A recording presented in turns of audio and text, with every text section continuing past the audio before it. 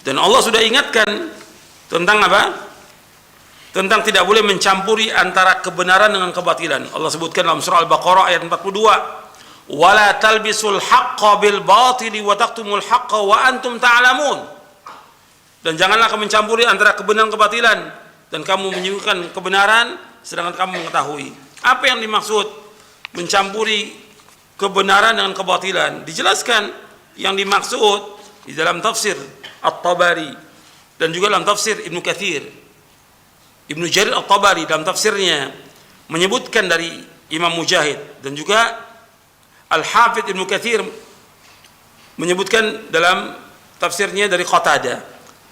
Jadi Imam Ibnu Jarir At-Tabari rahimahullah ketika menyebutkan ayat ini, surah Al-Baqarah ayat 42, "Wala talbisul haqqa bil batil wa taqtumul haqqa wa antum ta'lamun," dijelaskan oleh Mujahid, ai wala talbisul haqqa bil batil al-yahudiyah wa nasraniyah. Kata Mujahid rahimahullah, al-yahudi wa nasrani bil Islam, jangan kalian campurkan agama Yahudi dan Nasrani dengan Islam. Ini dalam tafsir Ibnu Jarir At-Tabari. Dalam tafsir Ibnu Katsir rahimahullah dari Qatadah rahimahullah ketika menafsirkan ayat ini, wala talbisul haqqa bil batil wala talbisul yahudiyah wan nasraniyah bil Islam, inna dinallahil Islam wal yahudiyah wan nasraniyah bid'atun laysat minallah. Bahwa jangan kalian mencampurkan antara Yahudi dan Nasrani dengan Islam. Agama Allah itu satu, Islam. Yahudi dan Nasrani bid'ah, bukan Islam, bukan dari Allah. Ini penafsiran yang bagus sekali ini, kata para ulama. Ini penafsiran yang sudah jelas, nggak boleh mencampuri antara agama Yahudi, Nasrani dengan Islam, apalagi agama yang lain. Kan sekarang ini campur adukan semua agama, keberagaman agama, pluralisme, semuanya baik, semuanya sama. Maka kita nggak boleh mengatakan kafir kepada orang di luar Islam. Allah yang mengatakan kafir, bukan kita. Allah yang mengatakan kafir dalam Al-Quran. Jadi usaha mereka untuk menyatukan agama ini sudah ada sejak kapan? Sejak kapan? Sejak zaman Nabi SAW, ayat-ayat yang turun. Sejak zaman Nabi. Itu fase yang pertama. Fase yang kedua, itu kurang lebih di abad ke-4 ke-5 usaha mereka menyatukan agama dengan istilah wahdatul wujud, al-ittihad, al-hulul. Ini sudah dijelaskan panjang lebar oleh para ulama, terutama oleh Syekhul Islam Ibnu Taimiyah, tentang kedok mereka ini adalah orang-orang yang murtad dari agama Islam. Ini dai-dai yang menyesatkan umat. Fase kedua itu ada pada abad ke-4, abad ke-5, abad ke-6. Tokohnya seperti Al-Hallaj. Al-Hallaj ini dia dibunuh karena murtad dari agamanya.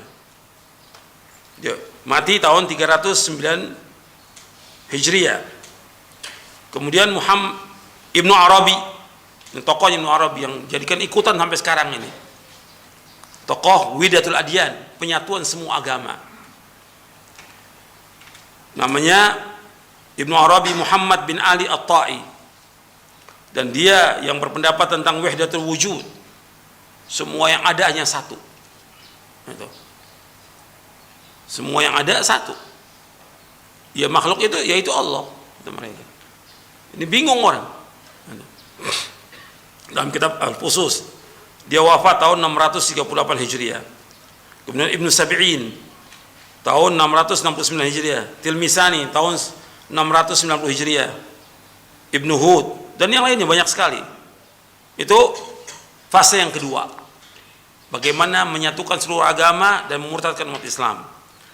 Fase yang ketiga yaitu di abad ke-14. Usaha ini menyatukan 3 agama sudah ada. Yang pertama kali diawali oleh Jamaluddin bin Safdar al-Afghani al-Irani yang mati di Turkiya tahun 1314 Hijriah. Dan yang lainnya. Ini banyak. Jadi maudhu'nya, topiknya mereka itu takrib bainal adyan ats-tsalatsa, menyatukan 3 agama. Itu fase. Sekarang fase yang keempat, yaitu dengan istilah jaringan Islam liberal. Kemudian pakai nama baru lagi, JIN, Jaringan Islam Nusantara. Sama itu juga intinya. Jadi betul mereka berusaha bagaimana memurtadkan umat Islam. Dan dai-dai ini, dai-dai yang mengajak manusia kepada kesesatan. Ini saya bawakan banyak ini.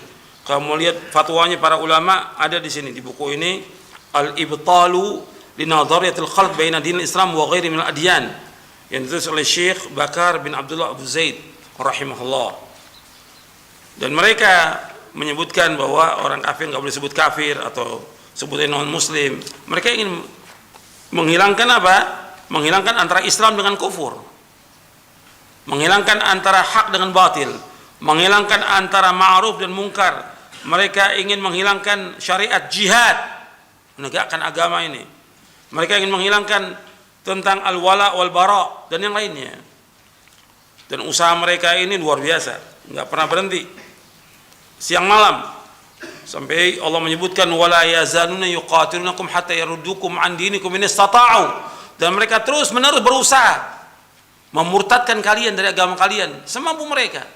Artinya bukan kerja sehari dua hari ini, puluhan tahun usaha ini, rencana ini puluhan tahun mereka berusaha memurtadkan Islam. Antum bisa lihat dalam surah Al-Baqarah ayat 217, wala yazaluna yuqatilunakum hatta yaruddukum an dinikum in istata'u wa may yartad minkum an dini fayamut wa huwa kafirun fa ulaika habitat a'malun fid dunya wal akhirah wa ulaika ashabun nar hum fiha khalidun.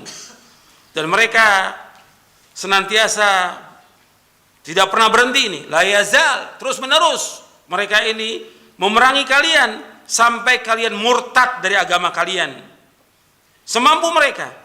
Dan barang siapa yang murtad dari agamanya lalu ia mati dalam kekafiran, maka hapuslah amal-amal mereka di dunia dan di akhirat, dan mereka itu penghuni neraka, dan mereka kekal dalam neraka selama-lamanya.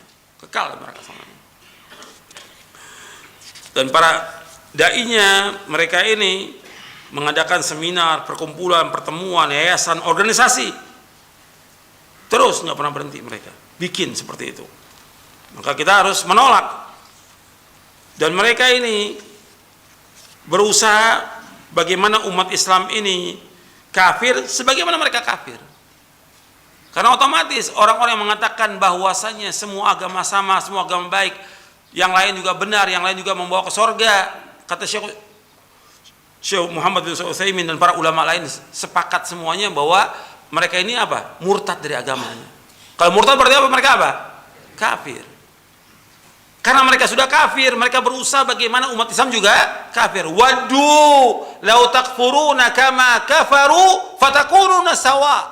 Mereka berusaha bagaimana kalian menjadi kafir sebagaimana mereka kafir sehingga sama antara kalian dengan mereka.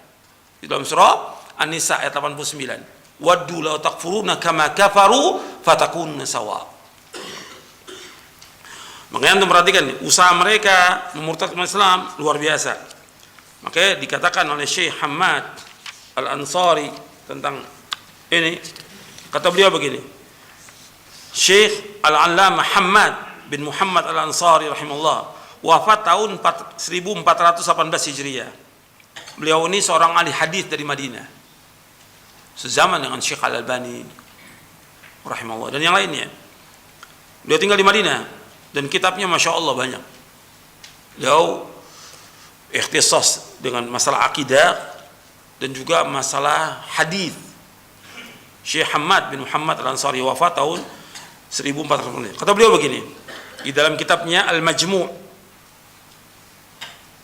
oleh anaknya, jadi kumpulan Al-Majmu' fi tarjamatil Allamah Al-Muhaddits Syekh Hamad bin Muhammad Al-Ansari wa sirati wa aqwalihi wa rihalatihi, yang disusun oleh putra beliau namanya Abdul Awwal bin Hamad Al-Ansari. Kata beliau begini, perhatikan kalimatnya bagus sekali.